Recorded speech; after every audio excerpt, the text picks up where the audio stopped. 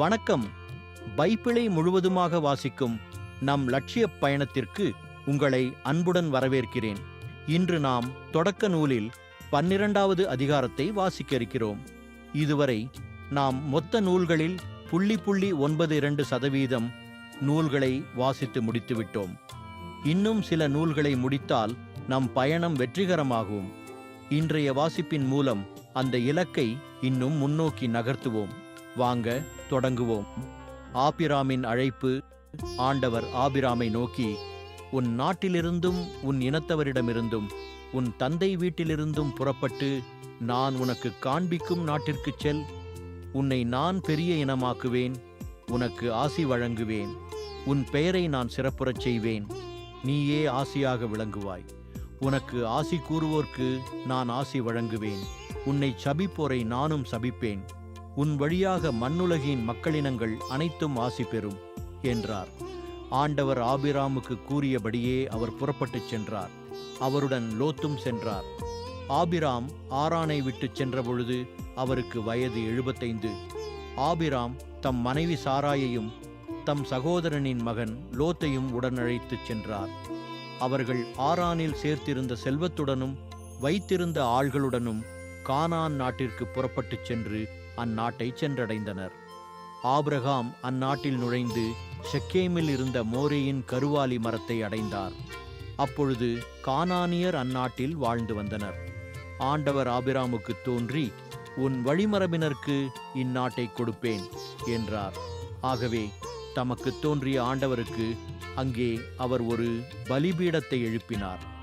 ஆபிராம் அங்கிருந்து புறப்பட்டு பெத்தேலுக்கு கிழக்கே இருந்த மலைப்பக்கம் சென்று பெத்தேலுக்கு மேற்கே ஆயிக்கு கிழக்கே கூடாரம் அமைத்து குடியிருந்தார். அங்கே ஆண்டவருக்கு அவர் ஒரு பலிபீடத்தை எழுப்பி ஆண்டவரது திருப்பெயரை தொழுதார். இவ்வாறு ஆபிராம் படிப்படியாக நெகேபு நோக்கி பயணம் செய்தார். எகிப்தில் ஆபிராம். அப்பொழுது அந்நாட்டில் உணவு பஞ்சம் ஏற்பட்டது. பஞ்சம் கடுமையாக இருந்ததால் ஆபிராம் தாம் தங்கி வாழ்வதற்கு எகிப்து நாட்டிற்கு சென்றார்.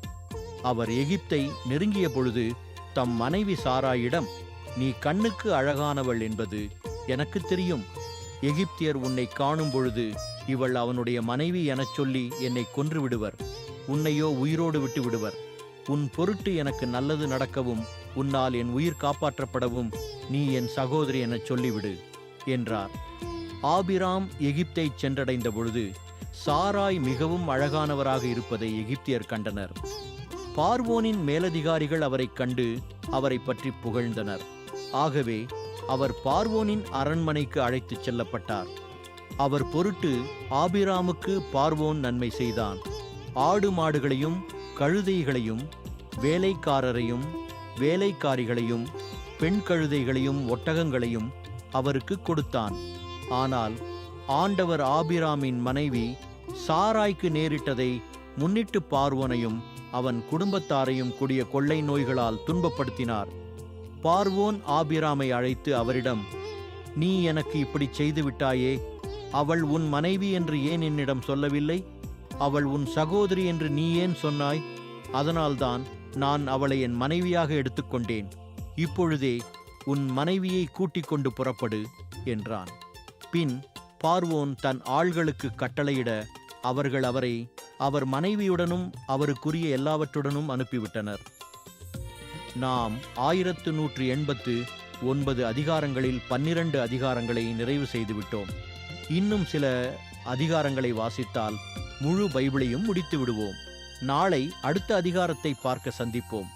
நாள்தோறும் இந்த பயணத்தில் நீங்களும் பங்கேற்றால் பைபிளை முழுமையாக வாசித்து முடிப்போம். இது நம் வாழ்க்கையிலும் ஆன்மாவிலும் பெரிய மாற்றத்தை ஏற்படுத்தும். இந்த பயணம் உங்களுக்கு நம்பிக்கையையும் சமாதானத்தையும் கொடுத்தால் இந்த வீடியோவை லைக் செய்யவும் சப்ஸ்கிரைப் செய்யவும் மறக்க வேண்டாம். பகிர்ந்து மற்றவர்களையும் இந்த பயணத்தில் சேருங்கள். நாளை மறக்காமல் வாருங்கள்.